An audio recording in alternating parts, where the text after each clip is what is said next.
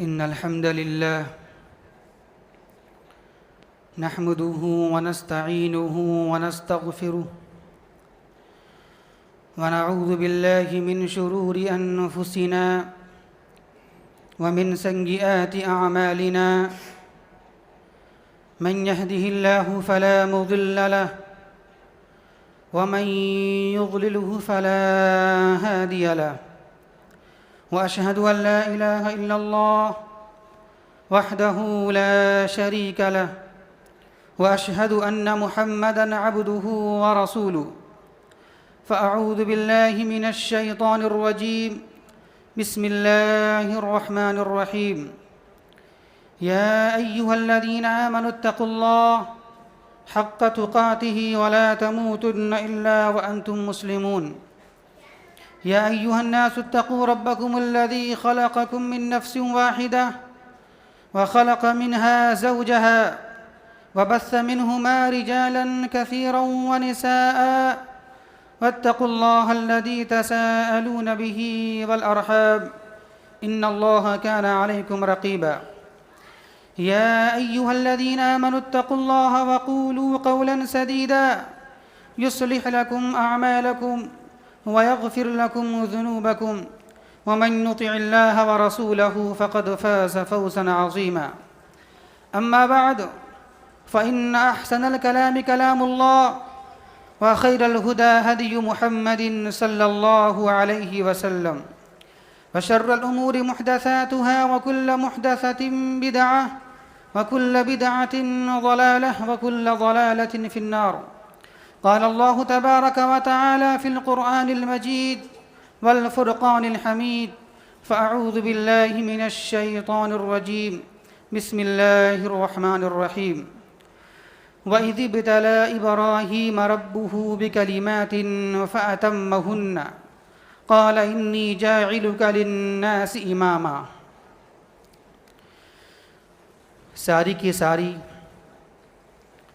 تعریفات و توصیفات اس اللہ کے لیے ہے جو ایک ہے، جس کا کوئی شریک نہیں، جس نے انسان کو انسانیت کی راہ دکھانے کے لیے، جس نے بندوں کو بندگی کی راہ دکھانے کے لیے انبیاء کرام کا سلسلہ جاری و ساری فرمایا، اور یہ سلسلہ چلتا رہا۔ سب سے اخیر میں اس ذات مقدسہ کو مبعوث فرمایا جنہوں نے غیروں کی گالیاں سن کر بھی دعاؤں کے لیے ہاتھ بلند کر دیا کرتے تھے۔ وہ ذات مقدس، وہ ذات محترم نبی امی محمد عربی صلی اللہ علیہ وسلم کی ذات اقدس ہے۔ اللہم صلی علی محمد وعلی آل محمد کما صلیت علی ابراہیم وعلی آل ابراہیم انک حمید مجید۔ اللہم بارک علی محمد وعلی آل محمد كما باركت على إبراهيم وعلى آل إبراهيم إنك حميد مجيد۔ محترم سامعین کرام و معزز حاضرین جمعہ، خطبہ مسنونہ کے بعد ہم نے سورۃ البقرہ آیت نمبر 124 کی تلاوت کی ہے، جس میں اللہ تبارک و تعالی بیان فرماتا ہے وَإِذِ ابْتَلَى إِبْرَاهِيمَ رَبُّهُ بِكَلِمَاتٍ فَأَتَمَّهُنَّ قَالَ إِنِّي جَاعِلُكَ لِلنَّاسِ إِمَامًا۔ کہ یاد کرو اس وقت کو جب اللہ تبارک و تعالی نے حضرت ابراہیم علیہ السلام کو چند کلمات کے ذریعے آزمایا، تو حضرت ابراہیم علیہ السلام ان ساری آزمائش میں، امتحانات میں پورے اتر گئے۔ تو اللہ تبارک و تعالی نے انعام کے طور پر یہ کہا کہ اے ابراہیم، ہم آپ کو سارے لوگوں کے لیے امام بناتے ہیں، پیشوا بناتے ہیں۔ یہ ہے آیات کریمہ کا ترجمہ۔ آیت کی مناسبت کے لحاظ سے آج ہمارا موضوع خطابت ہے حضرت ابراہیم علیہ السلام کی زندگی میں، ان کی سیرت میں ہمارے لیے کیا درس ہے، کیا نصیحت ہے، کیا اسباق ہے۔ آئیے انشاءاللہ آج ہم انہی اسباق کو، انہی دروس کو ہم سمجھنا چاہیں گے۔ سب سے پہلی بات تو یہ ہے کہ حضرت ابراہیم علیہ السلام کی پوری زندگی امتحان، آزمائش سے بھری ہوئی ہے۔ قدم قدم پر آزمائش، قدم قدم پر امتحان۔ پیدا ہوئے کفر شرک کے ماحول میں، کفر شرک کا اڈا تھا، گڑھ تھا جہاں پیدا ہوئے۔ پھر اس کے بعد جب دعوت دی اپنے والد کو تو گھر سے نکال دیا، مارنے کی دھمکی دی۔ پھر جب دعوت دیا قوم کو تو قوم نے آگ میں ڈال دیا۔ پھر جب نکاح کیے تو نکاح کرنے کے بعد ایک لمبے زمانے تک بچے نہیں ہوئے، یہ بھی آزمائش۔ پھر جب بچے ہو گئے تو حکم یہ ہوا کہ اپنے بیوی اور بچے کو بے آب و گیاہ میدان میں چھوڑ جاؤ جہاں کوئی بھی نہیں تھا، یہ بھی آزمائش۔ پھر جب وہ بچہ ذرا سا بڑا ہوا تو حکم یہ ہوا کہ اپنے بیٹے کو ذبح کر دو، یہ بھی آزمائش۔ یعنی پوری زندگی آزمائش سے، امتحان سے بھری پڑی ہوئی ہے۔ تو جب حضرت ابراہیم علیہ السلام نے ساری امتحانات میں کامیاب ہو گئے، آزمائش میں کامیاب ہو گئے، تو اللہ تبارک و تعالی نے انہیں کیا انعام دیا؟ انعام یہ دیا اور یہ کہا کہ اے میرے ابراہیم، اے میرے خلیل، قال انی جاعلک للناس اماما، اے ابراہیم میں آپ کو سارے لوگوں کے لیے امام بنانے والا ہوں، پیشوا بنانے والا ہوں، رہنما بنانے والا ہوں، لیڈر بنانے والا ہوں۔ اور امام، پیشوا، لیڈر اسے کہا جاتا ہے جسے دیکھ کر درس حاصل کیا جائے، عبرت حاصل کی جائے، نصیحت حاصل کی جائے۔ تو آئیے آج ہم ذرا دیکھتے ہیں کہ ان کی حیات میں، ان کی سیرت میں ہمارے لیے کیا درس ہے، کیا اسباق ہے، کیا عبرتیں ہیں، کیا نصیحتیں ہیں۔ آئیے ذرا ہم دیکھتے ہیں۔ سب سے پہلی نصیحت، سب سے پہلا درس کیا ملتا ہے ہمیں؟ کہ دعوت و تبلیغ میں نرم رویہ اختیار کیا جائے۔ جب کسی کو اب دعوت دیں آپ مد مخالف کو، تو اس دعوت کے اندر نرمی ہونی چاہیے، حکمت ہونی چاہیے، جھگڑا پن، سختی نہیں ہونی چاہیے۔ اب ذرا پڑھیں، سورہ مریم پڑھ کے دیکھیں آپ، ایک لمبی آیت کریمہ ہے کیا؟ اذ قال لأبیہ یا ابت لم تعبد ما لا يسمع ولا يبصر ولا يغني عنك شيئا یا ابت انی قد جاءنی من العلم ما لم يأتك فاتبعنی اہدک صراطا سویا یا ابت لا تعبد الشیطان ان الشیطان کان للرحمن عصیا یا ابت انی اخاف ان یمسک عذاب من الرحمن فتکون للشیطان ولیا قال اراغب انت عن آلہتی یا ابراہیم لئن لم تنتہی لارجمنک وہجرنی ملیا قال سلام علیک ساستغفر لک ربی انہ کان بی حفیا۔ آپ پڑھ جائیے، آپ دعوت کا انداز دیکھیے۔ باپ کافر، پکا مشرک، بت بنانے والا، لیکن بیٹے ابراہیم خلیل اللہ، اللہ کے نبی، اللہ کے رسول، لیکن ذرا دیکھیں تبلیغ کا انداز کیا ہے، کتنا نرم مزاج ہے۔ ذرا دیکھیں آپ، حضرت ابراہیم علیہ السلام نے اپنے باپ کو دعوت دی، کیا کہا؟ اذ قال ابراہیم لأبیہ یا ابتی لما تعبد ما لا يسمع ولا يبصر ولا يغنی عنک شیئا۔ اے میرے ابو جان، اے میرے ابو جان، آپ ایسی چیز کی عبادت کیوں کرتے ہیں جو نہ سن سکے، نہ دیکھ سکے اور نہ آپ کو فائدہ پہنچا سکے؟ ایسی چیز کی عبادت کیوں کرتے ہیں آپ؟ یا ابتی انی قد جاءنی من العلم ما لم یأتک فاتبعنی اہدک صراطا سویا. اے میرے ابو جان، اے میرے والد صاحب، میرے پاس علم آ چکا ہے، وحی آ چکی ہے، تو آپ میری اتباع کیجئے، میری بات کو مان لیجئے. اگر آپ میری بات کو مانیں گے آپ تو میں آپ کو سیدھا راستہ دکھاتا رہوں گا. پھر کہا یا ابتی لا تعبد الشیطان ان الشیطان کان للرحمن عصیا. اے میرے ابو جان، اے میرے والد صاحب، آپ شیطان کی پیروی نہ کریں، آپ اس کی عبادت نہ کریں. آپ بے شک شیطان تو اللہ تبارک و تعالیٰ کا نافرمان ہے، دشمن ہے. تو جب دعوت دیا ابراہیم علیہ السلام نے تو باپ کا کیا ریئیکشن رہا؟ آگے اللہ بیان کرتا ہے قال اراغب انت عن آلہتی یا ابراہیم.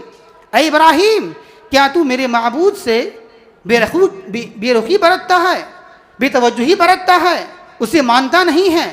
سدھر جاؤ، مان جاؤ. لئن لم تنتہ لأرجمنک وہجرنی ملیا. اے ابراہیم، اگر تو اس سے باز نہیں آئے گا تو میں تجھے سنسار کر دوں گا اور تو مجھ سے دور بھاگ جا، نکل جا. تو کیا کہا حضرت ابراہیم علیہ السلام نے؟ جواب غصے سے نہیں دیا. کیا کہا؟ الٹا اور نرمی سے پیش آ رہے ہیں. کیا؟ قال سلام علیک. اے میرے ابو جان، اے میرے والد صاحب، ٹھیک ہے میں جا رہا ہوں، سلام علیک، آپ پر سلامتی ہو. ساستغفر لک ربی انہ کان بی حفیا. میں عنقریب میں آپ کے لیے استغفار کرتا رہوں گا، اللہ سے معافی مانگتا رہوں گا، کیونکہ میرا اللہ میرے اوپر رحم دل ہے، مہربان ہے. آپ ذرا غور کیجئے، دیکھیں آپ، باپ پکا کافر مشرک، دھمکی بھی دیا مارنے کا، سنسار کر ڈالوں گا، پتھر سے مار ڈالوں گا، گھر سے نکال ڈالوں گا. لیکن دیکھیں کتنا اچھا انداز. اے میرے ابو، اے میرے ابو، اے میرے والد صاحب. کچھ ریئیکشن یہ نہیں ہے ارے پکا کافر، یہ مشرک نبی کو ایسا بول رہا ہے. ہم نبی ہیں، ہم اللہ کے رسول ہیں، اللہ کی نبی ہیں، ہم خلیل اللہ ہیں جس کو اللہ نے اپنا دوست بنا لیا ہے. واتخذ اللہ ابراہیم خلیلا. اللہ تبارک و تعالیٰ نے ابراہیم علیہ السلام کو اپنا دوست بنا لیا، جس کو بولتے ہیں گہرا دوست. خلیل کا معنی کیا ہوتا ہے؟ جگری دوست، گہرا دوست. یہاں اللہ کے نبی ہیں، اللہ کے رسول ہیں، گہرے دوست ہیں. کس کے؟ کسی انسان کے نہیں، اللہ کے ہیں. لیکن اس نبی کو، اس رسول کو، اس خلیل کو، اس گہرے دوست کو باپ کہاں بول رہا ہے میں تمہیں مار ڈالوں گا، دھمکی دے رہا ہے، گھر سے نکال ڈالوں گا. لیکن دیکھیں محبت، انداز، حکمت، طریقہ دعوت و تبلیغ کا. غصہ نہیں ہو رہے ہیں، اچھی انداز سے دعوت دے رہے ہیں. تو ہمیں اس سے یہ سبق ملتا ہے، یہ درس ملتا ہے. ہمارے مد مخالف جتنے کچھ غلط کیوں نہ ہو جائیں، کافر مشرک کیوں نہ ہو جائیں، ہمیں گالی کیوں نہ دے لیں، وہ کبھی بھی ان کا جواب گالی سے دینا نہیں ہے، اچھی انداز سے دینا ہے. اگر آپ کو دین کو پھیلانا ہے تو اچھی انداز سے، حکمت سے، نرم دلی سے دیا جائے. یہ نہ دیکھا جائے ارے اس نے مجھے اتنا بڑا کہہ دیا، یوں کہہ دیا، ہم تو داعی ہیں، ہم تو دین کی تبلیغ کرنے والے، اس نے مجھے ایسا کہہ دیا. نہیں، ایسا نہیں ہونا چاہیے. غصہ آ جانا نہیں. یہ طریقہ، یہ شیوا انبیاء کرام کا نہیں ہے.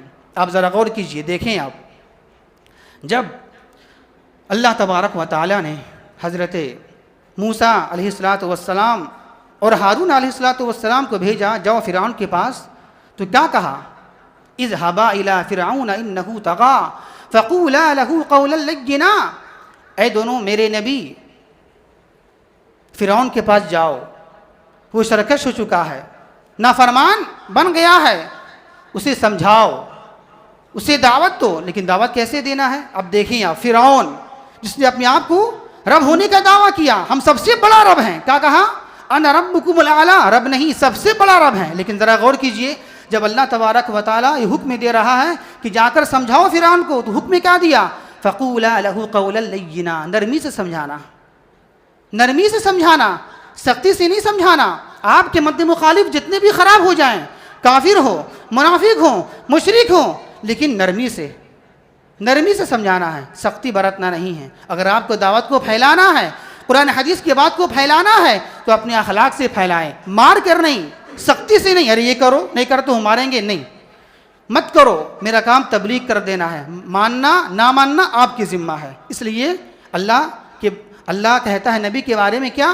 اے میرے محبوب صلی اللہ علیہ وسلم لست علیہم بمسیطر، آپ داروغہ نہیں ہیں، بس بات کو پھیلا دیجیے، آپ بات کو کہہ دیجیے، آپ داروغہ نہیں ہیں کہ اسے سمجھائیں منوائیں، میرا کام راہ بتانا ہے، منوانا کام اللہ تبارک و تعالیٰ کا ہے۔ تو ہمیں اس سے یہ درس ملتا ہے، سبق ملتا ہے کہ ہمیں دعوت و تبلیغ کے اندر میں نرمی اختیار کرنا چاہیے۔ پہلا درس، پہلی نصیحت۔ دوسرا درس کیا ہے؟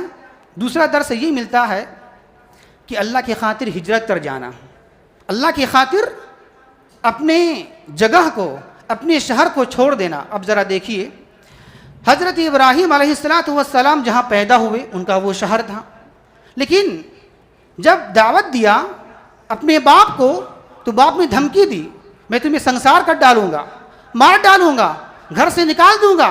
اسی طرح قوم نے آگ میں ڈال دیا۔ تو جس شہر میں جہاں آپ موجود ہیں وہاں اپنے دین و ایمان کو بچانا مشکل ہو جائے، عمل کرنا مشکل ہو جائے، تو جگہ چھوڑ دینی چاہیے اللہ کے لیے، وہ جگہ وہ شہر چھوڑ دینا چاہیے۔ آپ یہ فکر نہ کریں میری تجارت، میرا کاروبار، میرے بیوی، میرے بچے کیا ہوگا، کیا کریں گے ہم، یہ میرا گھر ہے، یہ میرا شہر ہے، ہم کس طرح چھوڑیں، میرا کیا ہوگا جانے کے بعد، جہاں میں جا رہا ہوں جس شہر میں وہاں جانے کے بعد کیا ہوگا۔ تو اللہ نے اس کا جواب دیا ہے، یہ مت سوچیں، آپ جہاں جا رہے ہیں ہجرت کر کے دعوت تبلیغ کو پھیلانے کے لیے، وہاں یہ نہ سوچیں آپ روزی کے فکر اللہ کے ہاتھ میں ہے۔ اللہ بیان کرتا ہے سورہ نحل میں کیا، والذین ہاجروا فی اللہ من بعد ما ظلموا لنبوئنہم فی الدنیا حسنہ ولاجر الآخرۃ اکبر لو کانوا یعلمون، کہ وہ لوگ جو اللہ کی رضا کے لیے، اللہ کی خوشنودی کے لیے ہجرت کر جاتے ہیں، اپنے گاؤں کو، اپنے شہر کو چھوڑ دیتے ہیں ظلم سہنے کے بعد، بڑا ظلم ہوا ہے، ظلم سہنے کے بعد اپنی جگہ، اپنا وطن، اپنا شہر چھوڑ دیتے ہیں، تو اللہ کیا بدلہ دے گا اس کا؟ آگے اللہ بیان کرتا ہے، تم گھبراؤ مت، تم سوچو مت، روزی روٹی کے لیے، کاروبار کے لیے اللہ بیان کرتا ہے لنبوئنہم فی الدنیا حسنہ، ہم یقین ضرور بضرور ہم دنیا کے اندر اچھا ٹھکانہ عطا فرما دیں گے، اچھا ٹھکانہ، جہاں آپ جا رہے ہیں وہاں میں تمہیں روزی دوں گا، اچھی جگہ عطا کر دوں گا، دلا دوں گا۔ یہ تو بات تھی دنیا کی، روزی روٹی آپ کو مل جائے گی، اب گھبرائیں نہیں۔ اور ولا اجر الآخرۃ اکبر، آخرت کا اجر تو بہت ہی بڑا ہے، بہت ہی زیادہ ہے، کاش کہ لوگ سمجھ جاتے ہیں۔ تو اس سے دوسرا درس ہمیں یہ ملتا ہے، جہاں تکلیف ہو، مصیبت ہو، جہاں آپ اپنے دین پر عمل نہ کر پائیں، وہ جگہ، وہ شہر چھوڑ دینا چاہیے اللہ تبارک و تعالیٰ کی رضا کے لیے۔ تیسرا درس ہمیں یہ ملتا ہے کہ برائی اور شر کو اس حکمت کے ساتھ ختم کیا جائے، اس طرح ختم کیا جائے حکمت کے ساتھ کہ برائی کرنے والا شرمندہ ہو جائے، نادم ہو جائے، ایسا نہیں کہ اور زیادہ اکڑ جائے، اگر آپ اسے تبلیغ کریں تو نہ مانیں، بضد ہو جائے۔ اس طریقے میں شر کو ختم کرنا کہ غلطی کرنے والا نادم شرمندہ ہو جائے۔ اب ذرا دیکھیں، آپ پڑھیں سیرت ابراہیم کو، ذرا پڑھیں آپ 17 پارہ کی آیت کریمہ سورہ انبیاء کے اندر، جب ابراہیم علیہ السلام کی قوم جب چلی گئی جشن منانے کے لیے، عید منانے کے لیے کسی جگہ، کسی شہر، تو ابراہیم علیہ السلام نے ارادہ کیا، ارادہ یہ کیا کہ اسے مجھے تبلیغ کرنا ہے، شرک و بدعات کو ختم کرنا ہے، اتار پھینکنا ہے، لیکن حکمت کے ساتھ۔ کس طرح ارادہ یہ کیا، جب قوم چلی گئی جشن منانے کے لیے، عید منانے کے لیے، تو حضرت ابراہیم علیہ السلام بت خانے میں داخل ہوئے اور سارے بتوں کو توڑ دیا۔ اللہ بیان کرتا ہے قرآن پاک کے اندر میں، فَجَعَلَهُمْ جُزَازًا إِلَّا كَبِيرًا لَهُمْ لَعَلَّهُمْ إِلَيْهِ يَرْجِعُونَ قَالُوا مَنْ فَعَلَ هَذَا بِآلِهَتِنَا إِنَّهُ لَمِنَ الظَّالِمِينَ قالوا سمعنا فتى يذكرهم يقال له إبراهيم قالوا فأتوا به على أعين الناس لعلهم يشهدون قالوا أنت فعلت هذا بآلهتنا يا إبراهيم قال بل فعله كبيرهم هذا فاسألوهم إن كانوا ينطقون فرجعوا إلى أنفسهم فقالوا إنكم أنتم الظالمون ثم نكسوا على رؤوسهم لقد علمت ما هؤلاء ينطقون قال أفتعبدون من دون الله ما لا ينفعكم شيئا ولا يضركم أف لكم ولما تعبدون من دون الله أفلا تعقلون. یہ پورا واقعہ ہے، یہ پورا واقعہ اللہ تبارک و تعالیٰ نے بیان فرما دیا ہے. کیا واقعہ ہے وہ؟ قوم چلی گئی خوشی منانے کے لیے. ابراہیم علیہ السلام بت خانے میں داخل ہوئے، سارے بتوں کو توڑ دیا، پھوڑ دیا. فجعلہم جزازا، سب کو توڑ پھوڑ دیا. الا کبیرا لہم، سوائے بڑے بت کے. بڑے کو توڑا نہیں، اسے چھوڑ دیا. اور کلہاڑی اس کے گردن بھی لٹکا دی تاکہ لوگ وہاں جائیں دیکھیں منظر کیا ہے. تو جب قوم لوٹی خوشی منا کر تو یہ حالات دیکھی بت خانے کا، تو پوچھا قالوا من فعل ھذا بآلہتنا، یہ کس نے کیا میرے معبود کے ساتھ، یہ حرکت کس نے کی؟ اس نے بھی کی ہے وہ ظالمین ہے، وہ اچھا آدمی نہیں ہے. تو لوگوں نے یہ کہا قالوا سمعنا فتى يذكرهم يقال له ابراہیم. کچھ لوگوں نے یہ کہا کہ سننے میں آتا ہے ایک نوجوان ہے، لیکن نوجوان تھے وہ. نوجوانی کے عالم میں اتنا جوش کے ساتھ ہوش کھونا نہیں ہے. جوش ہونی چاہیے لیکن ہوش نہیں کھولنا ہے. ایسا نہیں کہ بالکل جوش میں آ گئے، تبلیغ کر رہے ہیں اور سب کو لڑا دیا وہاں پر. جوش بھی اور ہوش بھی ہونی چاہیے، حکمت کے ساتھ. دیکھیں تو کیا کہا لوگوں نے، سمعنا، ہم نے سنا ہے ایک نوجوان جو تذکرہ کرتا ہے میرے معبود کے بارے میں، برا بھلا بولتا رہتا ہے، جس کو ابراہیم کہا جاتا ہے. تو لوگوں نے کہا قالوا فأتوا به على أعين الناس لعلهم يشهدون، اس کو لایا جائے، سب کے سامنے اسے لایا جائے. ابراہیم کون ہے ذرا دیکھیں ہم بھی، تاکہ لوگ اسے دیکھ لیں ابراہیم ہے کون. تو اس کو لایا گیا، ان کو لایا گیا. جب وہ آ گئے تو قوم نے پوچھا قال بل فعله قال انت فعلت هذا بآلهتنا یا ابراہیم، اے ابراہیم کیا آپ نے کیا ہے میرے معبود کے ساتھ ایسی حرکت، آپ نے کیا ہے؟ تو جواب کیا ملا، قال بل فعله كبيرهم هذا فاسألوهم ان كانوا ينطقون، بلکہ ان کے بڑے بت نے کیا ہے، ان سے پوچھ لیں اگر وہ بولتے ہوں. ہم نے کچھ نہیں کیا ہے، ان کے بڑے بت نے کیا ہے. اگر وہ بولتے ہوں آپ کے معبود ہیں تو ان سے پوچھ لیجیے، آپ ہم سے کیوں پوچھ رہے ہیں؟ آپ ان کو پکارتے ہیں اپنی حاجت میں، مشکل کشائی میں، تو ان سے پوچھ لیجیے آپ کے بڑے نے کیا ہے. فرجعوا، تو جب انہوں نے یہ بات سنی، فرجعوا، تو اپنے دل کے اندر شرمندہ ہوئے. فرجعوا الى انفسهم فقالوا انکم انتم الظالمون. قرآن کی آیت کریمہ الفاظ ہیں. فرجعوا الى انفسهم، وہ اپنے دل کے اندر ہی شرمندہ ہو گئے، نادم ہو گئے، مان لیا کہ ہم ہی ظالم ہیں، ہم ہی گناہگار ہیں. ثم نكسوا على رؤوسهم، پھر قوم نے حضرت ابراہیم علیہ السلام کے سامنے سر جھکا لیا. ثم نكسوا على رؤوسهم، شرمندگی سے سر کو جھکا لیا اور یہ کہا اے ابراہیم آپ تو جانتے ہیں یہ معبود تو بولنے والے ہیں نہیں، کیسے پوچھیں ان سے ہم، آپ ذرا بتائیے. اب دیکھا لوہا گرم ہے، چلو اچھا موقع ہے، یہ تو مال چکے ہیں نا کہ بت تو بولتے اب نہیں ہیں، اب ذرا موقع اچھا آ گیا بولنے کا، اب بولا جائے. اب کیا دعوت دیا قوم کو ابراہیم علیہ السلام نے کہ قال افتعبدون من دون اللہ ما لا ينفعکم شیئا ولا یضرکم. اے میری قوم تم عبادت ایسی چیز کی کیوں کرتے ہو جو نہ نفع پہنچائے نہ نقصان پہنچا سکے تمہیں. موقع تھا بولنے کا، اچھا موقع تھا، فوراً بول دیا، تبلیغ کر دیا. اور یہ بھی کہا، ڈانٹا بھی، دیکھیے ڈانٹا بھی کس طرح، اف لکم، اف ہو، تف ہو، افسوس ہو تمہارے اوپر میں، اور اس چیز کے لیے جس کو تم پوجتے ہو اللہ کے علاوہ. افلا تعقلون، کیا تمہیں عقل نہیں ہے، تم بد عقل ہو. دیکھو دونوں بات کہہ دی، سب چیز کہہ دیا لیکن حکمت سے کہا، اسے محسوس بھی نہیں ہوا. تو یہ ہونا چاہیے. تو اس سے پتہ یہ چلا کہ برائی شر کو ختم اس طرح کیا جائے کہ ہمارا مد مخالف سامنے والا چپ جائے، نادم شرمندہ ہو جائے. یہ طریقہ حکمت ہونی چاہیے. یہ ہے درس نمبر 3. عبرت مجھے یہ ملتی ہے.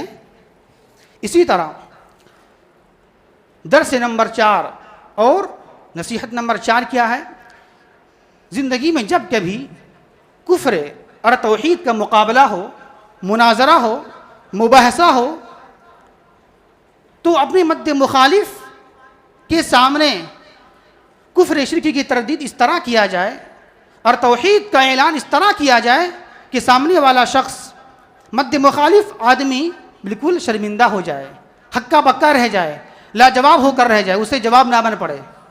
ایسی دلیل اسے دینا ہے آپ کو توحید کی، اور اس طرح تردید کرنا ہے کفر کی، شرک کی، کہ اس کا جواب ہی نہ بن پڑے، وہ لاجواب ہو کر شرمندہ ہو جائے، ہکا بکا رہ جائے۔ آپ ذرا غور کیجئے، دیکھیں، آپ پڑھیں، تیسرا پارہ پڑھیں آپ۔ شروعات میں بابل کا ایک بادشاہ تھا، بابل کا ایک بادشاہ تھا نمرود بن کنعان۔ اس نے خدائی کا دعویٰ کیا، اس نے یہ کہا کہ ہم مارتے بھی ہیں اور جلاتے بھی ہیں، ہم کر سکتے ہیں یہ کام۔ تو حضرت ابراہیم علیہ السلام نے اس سے مناظرہ کیا، اس سے مباحثہ کیا، اور مناظرہ میں جیت گئے، مناظرہ میں جیت گئے ہیں۔ کون؟ ابراہیم علیہ السلام۔ ذرا پڑھیں اب تیسرا پارہ، کیا اللہ بیان کرتا ہے؟ الم تر الی الذی حاج فی ابراہیم ربہ ان آتاہ اللہ الملک فی ربہ ان آتاہ اللہ الملک اذ قال ابراہیم ربی الذی یحیی ویمیت قال انا احیی وامیت قال ابراہیم فإن اللہ یأتی بالشمس من المشرق فأت بها من المغرب فبہت الذی کفر واللہ لا یہدی القوم الظالمین۔ یہ مناظرہ ہے، یہ مباحثہ ہے۔ کیا مناظرہ ہوا؟ کہاں اللہ تبارک و تعالیٰ نے الم تر الی الذی حاج، اے میرے محبوب، اے میرے نبی صلی اللہ علیہ وسلم، کیا آپ نے دیکھا نہیں، کیا آپ کو معلوم نہیں ہے اس کا واقعہ؟ مراد یہاں نمرود بن کنعان ہے، جو بابل کا بادشاہ تھا۔ کیا آپ نے دیکھا نہیں، کیا آپ کو پتہ نہیں ہے اس بادشاہ کے بارے میں؟ مباحثہ کر رہا تھا، مناظرہ کر رہا تھا ابراہیم علیہ السلام سے اپنے رب کے بارے میں۔ اس بادشاہ نے یہ کہا کہ قال انا احیی و امیت، میں زندہ کرتا ہوں مارتا بھی ہوں، میں زندہ کرتا ہوں مارتا بھی ہوں۔ تو حضرت ابراہیم علیہ السلام نے یہ کہا کہ میرا رب زندہ کرتا ہے مارتا ہے تو میں بھی زندہ کرتا ہوں مارتا ہوں۔ اس کے جواب میں یہ کہا، جب اس طرح یوں کہا ابراہیم علیہ السلام نے کہ میرا رب وہ ہے جو زندہ کرتا ہے اور مارتا ہے، تو اس کے جواب میں کیا کہا بادشاہ نے، نمرود نے، کہ میں بھی زندہ کرتا ہوں میں بھی مارتا ہوں۔ تو اب سمجھ گئے یہ کچھ اور سمجھ رہا ہے، یہ بدعقل ہے، زندگی موت کا مطلب سمجھا نہیں ہے یہ۔ پھر کہا، دوسری دلیل پیش کیا ابراہیم علیہ السلام نے، قال ابراہیم، کہ میرا رب وہ ہے، میرا اللہ تو وہ ہے جو سورج کو مشرق سے نکالتا ہے تو مغرب سے نکال کے دکھا دو، تم مغرب سے نکال کے دکھا دو۔ جب یہ کہنا تھا وہ ہکا بکا رہ گیا، وہ لاجواب ہو کر رہ گیا، اسے جواب نہیں بن پڑا۔ چونکہ مسئلہ یہ تھا، جب اس نے یہ کہا کہ میں بھی مارتا ہوں جلاتا ہوں، تو کیا کہا، کیا کیا اس بادشاہ نے؟ ایک مجرم کو بلایا اور چھوڑ دیا، زندگی دے دیا، اور ایک بے گناہ کو بلایا اور مار دیا، دیکھو میں بھی مارتا ہوں، قتل کرتا ہوں، زندگی دیتا ہوں، یہ میرے بس میں ہے۔ تو اب اس نے دوسری دلیل پیش کی ابراہیم علیہ السلام نے کہ میرا رب، میرا اللہ تو وہ ہے جو مشرق سے سورج کو نکالتا ہے، تم مغرب سے نکال کے دکھا دو۔ تو اب جواب نہیں بن پڑا، لا جواب ہو گیا، وہ ہکا بکا ہو کر رہ گیا، حیران ہو کر رہ گیا۔ تو اس طرح دلائل پیش کرنا ہے اپنے مد مخالف کے سامنے، اس طرح وہ بالکل لاجواب ہو کر رہ جائے۔ جب دیکھیں آپ کہ یہ بات نہیں مان رہا ہے، ہمارا دلیل کو رد کر رہا ہے، دلیل کو نہیں مان رہا ہے، تو ایسا دلائل پیش کریں کہ اس کے دماغ پر وہ دلیل حاوی ہو جائے، غالب ہو جائے، اور وہ ہکا بکا ہو کر رہ جائے۔ اس طرح دیکھ لیں یہاں آپ، تو مناظرہ جیت گئے اور وہ ہار گیا۔ اسی طرح سبق نمبر 5 اور نصیحت نمبر 5 ہمیں کیا ملتی ہے سیرت ابراہیمی سے؟ کہ اللہ تبارک و تعالیٰ اسباب کا محتاج نہیں ہے۔ کیا؟ اللہ تبارک و تعالیٰ اسباب کا، وسائل کا محتاج نہیں ہے۔ کیا مطلب؟ عموماً عام طور سے بچے کی ولادت کب ہوتی ہے؟ جوانی کی حالت میں ہوتی ہے۔ جب وقت گزر جاتا ہے، جب 60 سال 70 سال 80 سال جب شروع ہو جاتے ہیں انسان کی، تو بچے وہاں اس کے یہاں پیدا نہیں ہوتے ہیں۔ عام طور سے یہ دنیا کا دستور ہے۔ اب دیکھیں گے آپ، کچھ ایام کے بعد، کچھ خاص اوقات کے بعد بچے پیدا نہیں ہوتے ہیں۔ تو اب دیکھیں آپ، ابراہیم علیہ السلام کہ یہاں بچے پیدا نہیں ہوئے، دعا مانگتے رہیں، کب پیدائش ہو رہی ہے؟ اسماعیل کی بڑھاپے کی حالت میں۔ خود کہتے ہیں وہ الحمدللہ الذی وہب لی علی الکبر اسماعیل و اسحاق، ساری تعریف اللہ تبارک و تعالیٰ ہی کے لیے ہے جس نے مجھے اولاد دیا۔ اسماعیل اسحاق کب دیا؟ بڑھاپے کی حالت میں دیا۔ تو عام طور سے بچے کی ولادت کب ہوتی ہے؟ جوانی کی حالت میں، بڑھاپے میں بچے پیدا ہوتے نہیں ہیں۔ لیکن اللہ تبارک و تعالیٰ اسباب کا محتاج نہیں ہے۔ جوانی ہو تب اللہ دے گا بچہ، بڑھاپے میں اللہ بچہ نہیں دے سکتا ہے۔ اللہ اسباب کا نعوذ باللہ محتاج نہیں ہے۔ تو اللہ نے یہ بڑھاپے میں اولاد دے کر دکھا دیا کہ ہم اسباب کے محتاج نہیں ہیں، ہم اسباب کے محتاج نہیں ہیں۔ اسباب کے محتاج تو انسان ہے، ہم محتاج نہیں ہیں۔ جس طرح آپ دیکھیں، آپ اللہ تبارک و تعالیٰ نے حضرت آدم علیہ السلام کو کس سے پیدا کیا؟ بنا ماں باپ کے پیدا کر دیا۔ حالانکہ دستور دنیا کیا ہے کہ بچے پیدا کیسے ہوتے ہیں؟ ماں باپ کے ملاپ سے پیدا ہوتے ہیں۔ لیکن وہاں دیکھیں آپ، شروعات میں بنا ماں باپ کے پیدا کر دیا۔ کس کو؟ آدم علیہ السلام کو۔ تو اللہ اسباب کا محتاج نہیں ہے۔ اسی طرح آپ دیکھیں، آپ عیسیٰ علیہ السلام کو اللہ نے پیدا کر دیا وہاں بغیر باپ کے، ماں موجود ہے باپ نہیں وہاں پر، تو اللہ اسباب کا محتاج نہیں ہے۔ اسی طرح دیکھیں قوم سمود کے اندر میں اٹھنی پیدا کر دی۔ اللہ نے اٹھنی کو پیدا کہاں سے کیا؟ پہاڑ سے نکال دیا۔ جب یہ معجزہ ظاہر ہوا تو لوگوں نے نہیں مانا۔ یہ لوگوں نے یہ التجا کیا تھا اپنے نبی سے، اے نبی اگر آپ اٹھنی کو نکال دیں گے پہاڑ سے تو میں مان لوں گا۔ تو اللہ نے حملہ اٹھنی کو نکال دیا پہاڑ سے، پھر بھی نہیں مانا۔ تو اب دیکھیں آپ، اٹھنی پیدا کہاں سے ہو رہی ہے؟ پہاڑ سے۔ تو اللہ اسباب کا محتاج نہیں ہے کہ ماں باپ ہو تب پیدا کرے گا، اللہ نہیں۔ تو اللہ اسباب کا محتاج نہیں ہے۔ اسی طرح چھٹا سبق اور چھٹا درس نصیحت یہ ملتی ہے کہ امتحان اور آزمائش یہ اللہ کی سنت جاریہ ہے، اللہ کی سنت جاریہ ہے، اللہ کا قانون ہے دنیا کے اندر۔ اس دنیا کے اندر جو بھی آئے گا اسے امتحانات سے گزرنا ہی پڑے گا، جتنا نیک ہو جتنا برا ہو سب کو گزرنا پڑے گا۔ اور یہ بھی ثابت ہوتا ہے کہ سب سے زیادہ آزمائش، سب سے زیادہ امتحان کس کا ہوتا ہے؟ انبیاء کرام کا ہوتا ہے۔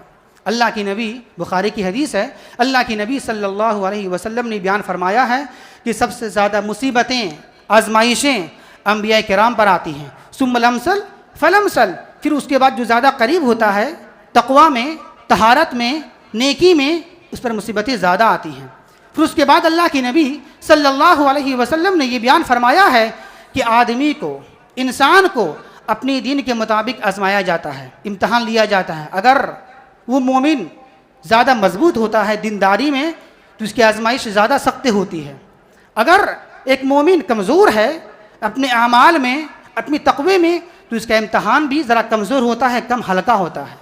تو اس سے پتہ ہی چلا جو زیادہ آگے نکلا ہوتا ہے اپنے ایمان میں، اپنی تقوی میں، اپنے اعمال میں، تو اس کا امتحان بھی زیادہ سخت ہوتا ہے۔